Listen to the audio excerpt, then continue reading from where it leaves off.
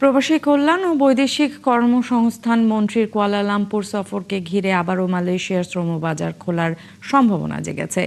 বাজার খুললে বিভিন্ন খাতে কর্মসংস্থানের সুযোগ হবে কয়েক লাখ বাংলাদেশির। তবে মালয়েশিয়া প্রবাসী বাংলাদেশিরা বলছেন, নতুন কর্মীর পাশাপাশি পুরাতন কর্মীদের নিরাপদ প্রবাস জীবন নিশ্চিত করতে সরকারের কূটনৈতিক তৎপরতা বাড়াতে হবে।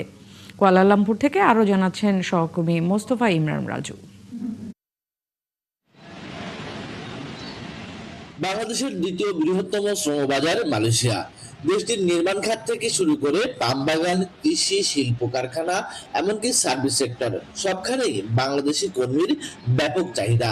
তবে সম্ভাবনাময় এ বাজারে বারবার মুখ থুবড়ে পড়েছে কিছু অসাধু ব্যবসায়ীর কারণে। মালয়েশিয়ার অবস্থা খুবই খারাপ, এখন বর্তমানে ভালো না।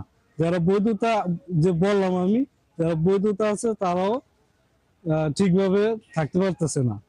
যে সকল অবৈধ প্রবাসী ভাইয়েরা আমরা আছে, ঠিক আছে, তাদেরকে বৈধ করার জন্য সুযোগ করে দাও, এটাই আমাদের আবেদন মন্ত্রী মহোদয়ের কাছে। প্রবাসী কল্যাণ ও বৈদেশিক কর্মসংস্থান মন্ত্রী আরিফুল হক চৌধুরী মালয়েশিয়া সফর করবেন 8 থেকে 11 এপ্রিল।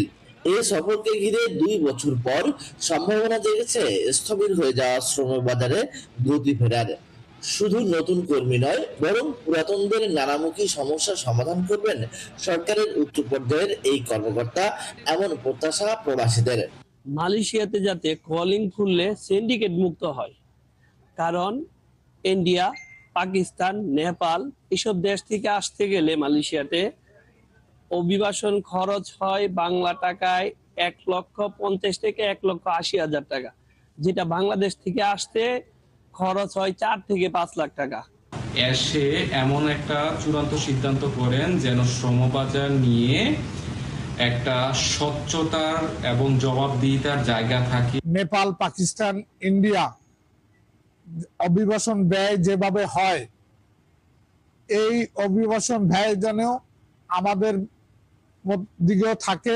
প্রবাসীরা বলছেন, পরিবর্তিত সরকার ব্যবস্থায় সিন্ডিকেট মুক্ত শ্রমবাজার চালু হলে লাভবান হবে বাংলাদেশি।